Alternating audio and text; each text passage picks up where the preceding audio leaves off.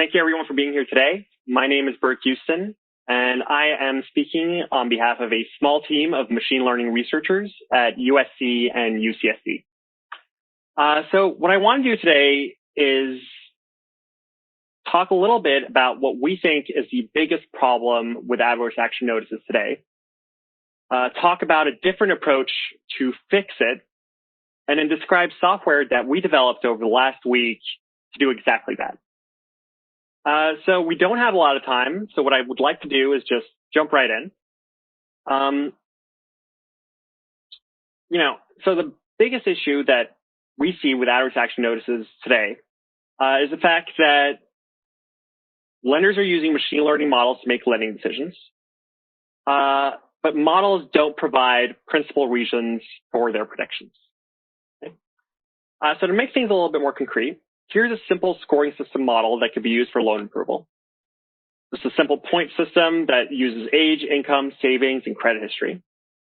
Here's that model denying credit to a consumer. It's an old lady who has no income, no savings, and no credit history. They only get 20 points, and they're not approved for a loan. So here it's clear that they're not going to be approved for a loan. What isn't so clear is what the principal reason is for this denial. Right? Is it the variable that is the most important or the most predictive? Is it the one that has the most number of points? Is it the one that has the largest number of points but is missing?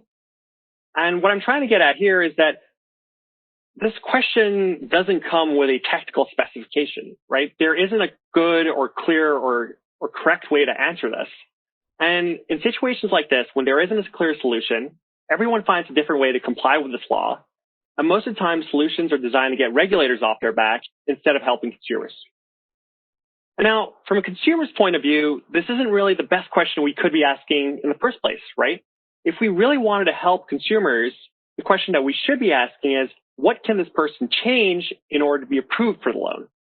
And now, that is a good question to ask because it has a specific, well-defined answer, right? In this case, you could tell this old lady that they could change their income or their savings. And if they did that, then they would be approved for the loan in the future. Now, it turns out that that is a much more interesting question to ask because sometimes machine learning models can deny loans without providing any sort of action at all, right? So here's a model denying another loan. This time it's to a young college graduate who has a well-paying job, income, savings.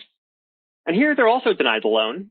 There isn't any change that they can make that would allow them to be approved for the loan immediately, right? They can't get older, and they can't build credit history if they're not being approved for loans in the first place.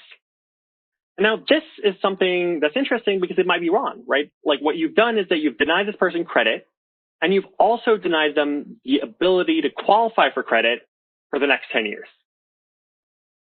And, without taking a stance on whether this is right or wrong, what I want to point out is just by looking at actions instead of reasons, we were able to produce this concrete piece of information that would be of interest to a regulator like the CFPB.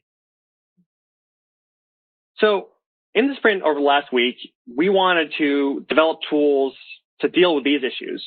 And we did it by focusing on this concept called recourse.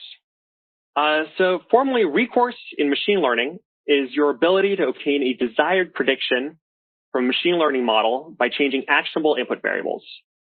So variables that a person can actually affect, like their income and their savings. And recourse is related to explainability, but it's fundamentally different, right? What we're asking is not why did the model deny this person a loan? Is this a meaningful reason? What we're asking is what can this person do to obtain a loan? Is there a feasible action? And now that is a good question to ask because say that you're denied a loan. Well, there should be something that you can do to change that decision, right? If there isn't, the model has stripped away your ability to control your own creditworthiness. So recourse is really related to your autonomy in a model's decision-making process. And that is something that we would like to protect when machine learning is used in areas like consumer finance, but also in health insurance and the allocation of public services, areas where there are equal opportunity regulations. So for the first couple of slides, you already know that models might not provide recourse because they contain immutable attributes. What I want to say is that immutability comes in lots of different shapes and sizes. You can have variables that take a long time to change. that can only be changed for some values but not others, that you don't know you should change or that you shouldn't have to change. And you could think that it's possible to govern recourse by, regulations on what types of variables a model could use. But that isn't really a great approach because models are using all types of crazy variables that are difficult to regulate a priori. And also because sometimes models can use completely kosher variables and still violate recourse by requiring drastic changes, right? Like a model could say, you're denied a loan and you can only be approved if you increase your income by $10 million. And that is unreasonable, right? So if you really wanted to protect recourse, then what you've got to do is look at the feasibility of recourse, but also look at the difficulty of recourse, and ideally do this in the model development population. So over the last week, what we did were implement software tools to do exactly this. And we had a Python library that we had created for a research paper, and we took it and we turned it into production grade code. And ideally, I would have wanted to show you a demo live, but I can't seem to do it because of technical problems. So I'm giving you this link, and we can revisit it later once the presentation is over. And so what I'd like to do instead right now is just kind of describe these tools at a high level. But if you go to this link, rebrandly at Recourse Demo, you can actually play around with the tools that we built and see how they work. So just to describe the tools at a high level, what they do, both of them work through a simple optimization routine. And what this routine does is that it takes a model, it takes the input variables for a person who's denied a loan, and it also takes a set of actions that this person can perform over these input variables, right? And then it solves a hard optimization problem. And the output of this optimization problem is either an action that will allow this person to flip their prediction or definitive proof that this person doesn't have recourse. Okay? So this is a complicated discrete optimization problem, but it's something that our software tools, that all of our software tools use and that we're able to solve fast using different techniques. And what you need to know is that we can do this for a whole set of linear classifiers, so logistic regression models, SVMs, rule-based models, or certain classes of rule-based models, that our method can accommodate all sorts of different constraints on what is actionable and what is not. And it can also accommodate different types of cost functions that allow you to choose between which actions to show. And finally, that we can do this routine extremely quickly. Okay? So with that being said, how do we use this thing? Okay? So the first way that we use this thing is to build what's called a Flipset. So Flipset, you can think about it as an actionable adverse action notice. And so just to motivate this a bit, imagine that you are a lender and you deploy a machine learning model, and you find that there is a consumer who is denied a loan by your classifier. So you've got to produce an adverse action notice. In this case, what our tools would do is that they would call our routine to enumerate different actions that could flip this person's prediction. So we would call it once, and it would return an action like this that says, change your most recent payment from $0 to $790. And then what we do is remove that action from our set of feasible actions and call it again. And we get another action. So increase your months pay, like the number of months where you paid your debt in full from 1 month to the last 4 months. And we can do this again and again. And in doing so, what we've produced are 4 different actions. Each one shows a specific set of changes that allow this person to flip the model's prediction and be approved for a loan in the future. Okay. Oh, sorry. Is someone unmuted? Oh.